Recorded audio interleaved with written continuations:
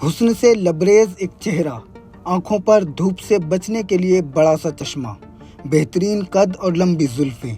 पूरब और पश्चिम के मिले जुले हुस्न वाली एक महिला जब खुली जीप में बैठकर पुरानी दिल्ली के मुस्लिम इलाकों से निकलती थी तो सब कांप जाया करते थे। जिसको भी उसके आने की खबर मिलती थी वो अपने पैर सिर पर रखकर दौड़ने लगता था। अब आप सोच रहे होंगे कि इतनी हसीन महिला को देखकर आखिर लोगों में खौफ क्यों आता था, तो इसका जवाब है नसबंदी, और महिला का नाम है रुखसाना सुल्ताना। रुखसाना का संजय गांधी के साथ गलत रिश्तों को लेकर काफ़ी लोग दावा करते हैं। वहीं कुछ लोग इसे संजय गांधी की दोस्त या सिर्फ प्रेमिका बताते हैं। रशीद किदवई अपनी किताब 24 अकबर रोड में लिखते हैं कि हीरों के जेवरात की अपनी दुकान पर रुखसाना की मुलाकात संजय गांधी से हुई थी। रुखसाना ने संजय गांधी से कहा था कि वो उनकी खूबियों से बहुत प्रभावित हैं और उनके साथ काम करना चाहती हैं। चंद ही मुलाकातों में वो संजय गांधी के बहुत करीब आ गई थी, जिसके बाद संजय गांधी ने रुखसाना को इमरजेंसी के दौरान कच्ची आबादी और जामा मस्जिद के इलाके में भेजा, जहां पर मुसलमान बड़ी तादाद में रहते थे। 1975 में इमरजेंसी के दौरान रुखसाना का किरदार बहुत अहम था।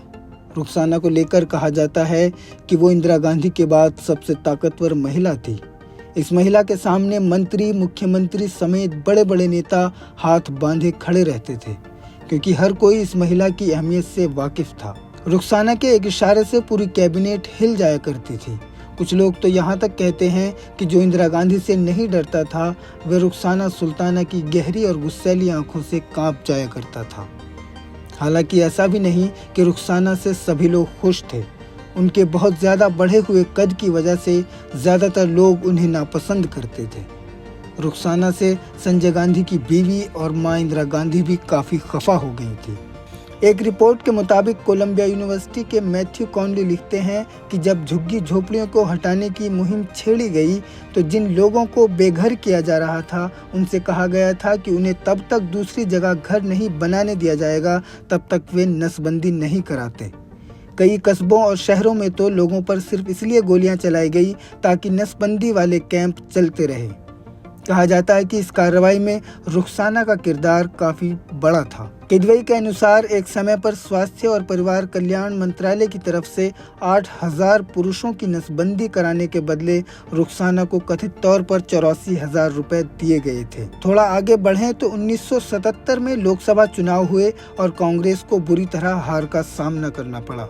इसके बाद 1980 में संजय गांधी की प्लेन हादसे में मौत हो गई। हालांकि रुखसाना को अंदाज़ा हो गया था कि उनकी मुश्किलें अब बढ़ सकती हैं, लेकिन उसने चालाकी से खुद को इंदिरा गांधी का करीबी बना लिया।